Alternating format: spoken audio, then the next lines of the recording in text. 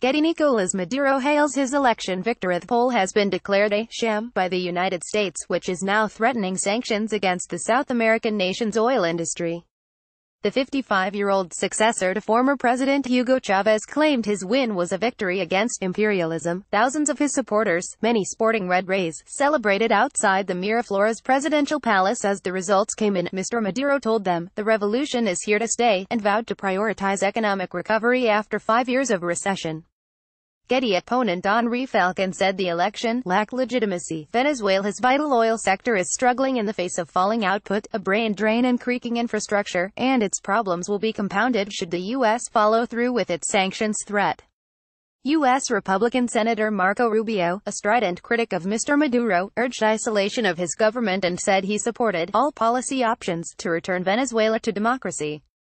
U.S. President Donald Trump has said in the past he would not rule out military action against Venezuela, which is home to 30 million people.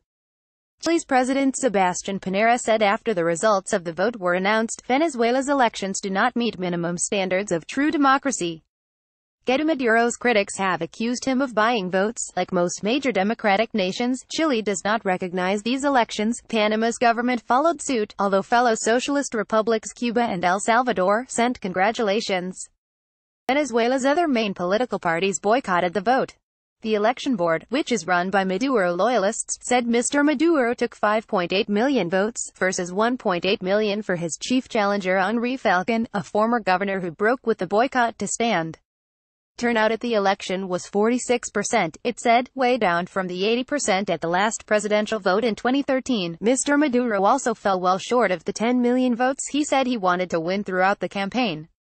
The process undoubtedly lacks legitimacy and as such we do not recognize it. Opponent Henri Falcon calling for a new vote. Mr. Falcon, 56, said, "The process undoubtedly lacks legitimacy and as such we do not recognize it." Widespread concern was expressed about the fact that mainly poor Venezuelans were asked to scan state-issued fatherland cards at specially installed red tents after voting in hope of receiving a prize. The cards are required to receive benefits including food boxes and money transfers, sparking allegations that votes were effectively being bought.